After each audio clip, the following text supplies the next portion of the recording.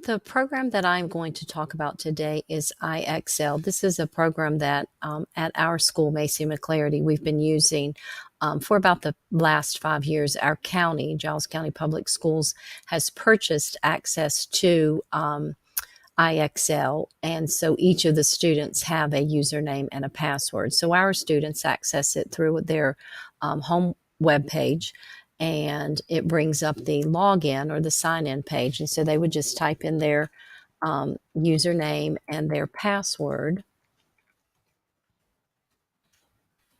and sign in, and it brings you to this page right here.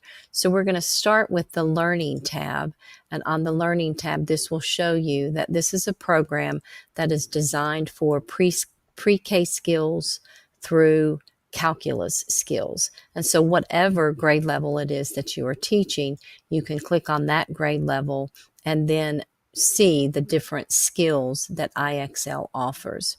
So if we clicked on geometry skills, and I thought we would just maybe look at variable expressions just to show you how it works, it's asking to write the expression. So you would type in your answer and then click submit, and it'll tell you if you get it right or not.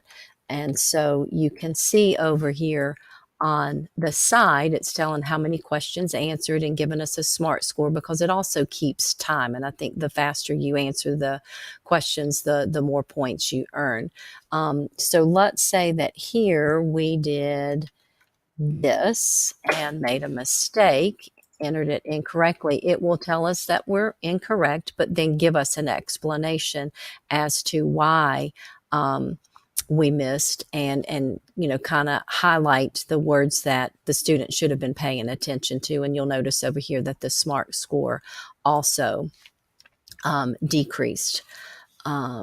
So when we go back to, so on this learning page, again, this is where as a teacher you can assign specific skills that you want the students to be working on.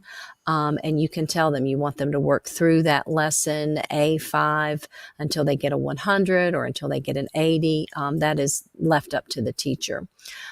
So under, you'll notice also, I'm going to focus on the math part of it, but it is also available for language arts skills, science skills, social studies skills, and even Spanish skills. It is tied into the Virginia SOLs.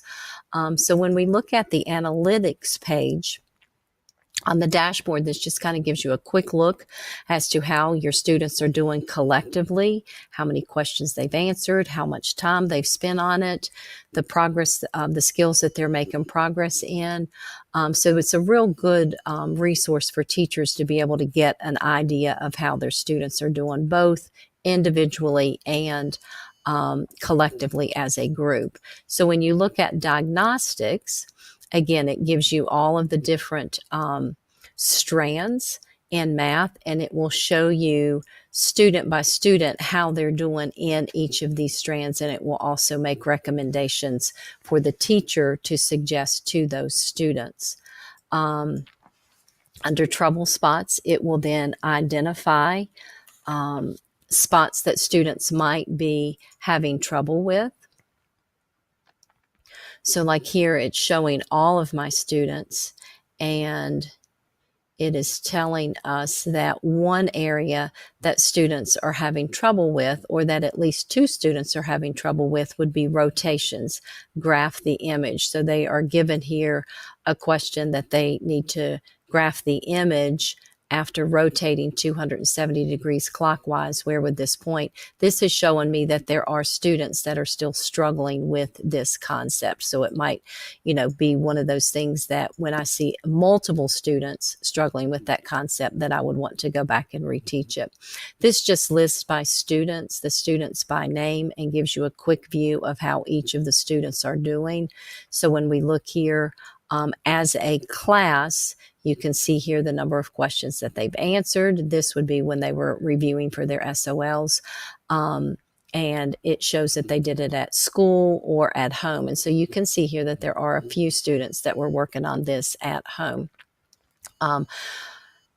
If you look at the skills here, it will show you the skills that each student has practiced, and will show you how many questions that they've answered and how much time they spent on. And you can see here this little graph is popping up showing 6% have mastered it, 37% are still practicing it, and 57% have not practiced this concept of does XY satisfy the equation.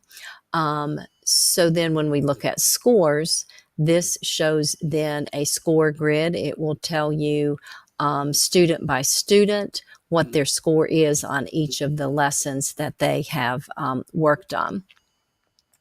Question log shows the questions that students have answered. So I could click on a skill, let's say a 7th grade skill. And if I looked at operations with integers, let's say adding and subtracting, then this will show me some of the questions that the students worked on in this particular lesson. So it'll show you what the question was like and if the student got it right or not.